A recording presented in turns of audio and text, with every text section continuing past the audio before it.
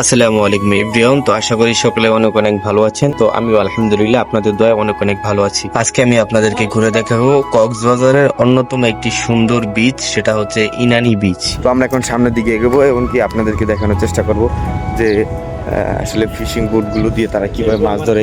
এবং ওই যে সামনে আমরা দেখতে পাচ্ছি যে মাঝি ভাইরা তারা হচ্ছে জাল গোছাইতেছে। তো আমরা আসেন তাদের সাথে গিয়ে কথা বলবো। তো আমার পিছনে যে জেলে ভাইদেরকে দেখতেছেন তারা হচ্ছে জাল গোছ করতেছে। তারা হচ্ছে যে এই যে নৌকাগুলো একটু দেখাও।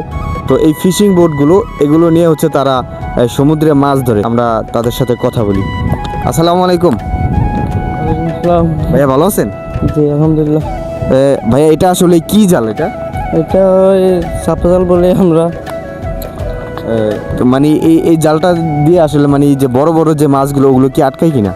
হ্যাঁ আটকায়। আপনারা তো এই যে এখানে যে এই বোটগুলো নিয়ে তো আপনারা ওই যে সমুদ্রের মধ্যে যান না? জি। আর এমনিতে আপনারা যে সমুদ্রের মধ্যে যান, সমুদ্রে তো যে আমরা কিনারে দেখতে পেয়েছি যে অনেক পরিমাণে ঢেউ। তো সমুদ্রে আসলে যখন বড় ঢেউ হয় বা আপনারা মাছ ধরা অবস্থায় কোনো সমস্যা হয় কিনা এই বিষয়ে যদি একটু জানাতেন। অবশ্যই সমস্যা, ইঞ্জিন খারাপ হয়ে যায় আমাদের। ইঞ্জিন মাঝে মাঝে নষ্ট হয়ে যায়? হ্যাঁ হ্যাঁ, নষ্ট হয়ে যায়। তো ওই ক্ষেত্রে আপনারা কি করেন? আর একটা সাম্বান দিয়ে আমরা টানি আসি। এমনিতে সমুদ্রে যদি কখনো ঝড় হয় বা মানে জোরে বাতাস হয় ওই ক্ষেত্রে আপনারা কি করেন? আমরা একটু কষ্ট বিষ্ট করে চলে আসি। এমনিতে নৌকা ডুবে যাওয়ার বা ওরকম কোনো রিস্ক থাকে কিনা? রিস এই সাগরের ঢেউ পাশাপাশি আইলে এই সাম্পানগুলো ডুবা যায়।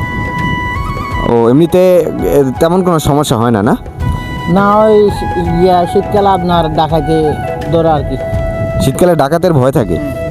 তো দর্শক আপনারা দেখতে পেলেন যে ভাইদের সাথে আমরা কথা বললাম। তো তারা হচ্ছে এই ফিশিং বোটগুলো এই যে জালগুলো তারা যে এখন গোছ করতেছে, একটু দেখাও।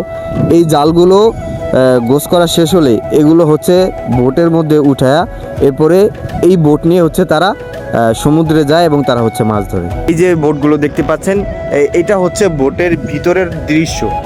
এই যে এটা দেখতে পাচ্ছেন এটা হচ্ছে যে এটার মাধ্যমে নৌকাটা ডানে বাম করা হয়। আর এটা কিন্তু উপরে দেখতে পাচ্ছেন যে অনেক চোক্কা একটা কাঠের একটা অংশ। আর নৌকার ভিতরের যে জায়গাটুকু মোটামুটি একেবারে বেশি না, মানে অল্পই জায়গা। হয়তো এখানে হয়তো জাল রাখা হয়। উপরে এই যে সাদা অংশটা দেখতে পাচ্ছেন এখানে হয়তো জালগুলো রাখা হয়। আর এখানে হয়তো মাঝি ভাইরা তারা বসে। আর উপরে আমরা দেখতে পাচ্ছি যে উপরে আরও ছোট্ট কিছু একটা অংশ আসে জায়গা। হয়তো এই জায়গাটায় হয়তো অন্যান্য যে সমস্ত জেলে ভাইরা থাকে তারা হয়তো এখানে বসে। আর এই যে দেখতে পাচ্ছেন যে এই যে মানে এই বস্তার মধ্যে যে জালগুলো রাখা আছে এগুলোই হচ্ছে সেই জাল, যেই জালের মাধ্যমে মাঝি ভাইয়েরা সমুদ্রে গিয়ে মাছ ধরে থাকে। তো আজকের ভিডিওটা এই পর্যন্তই। ভিডিওটা কেমন হয়েছে সবাই অবশ্যই জানাবেন। সবাই ভালো থাকবেন, সুস্থ থাকবেন। ধন্যবাদ।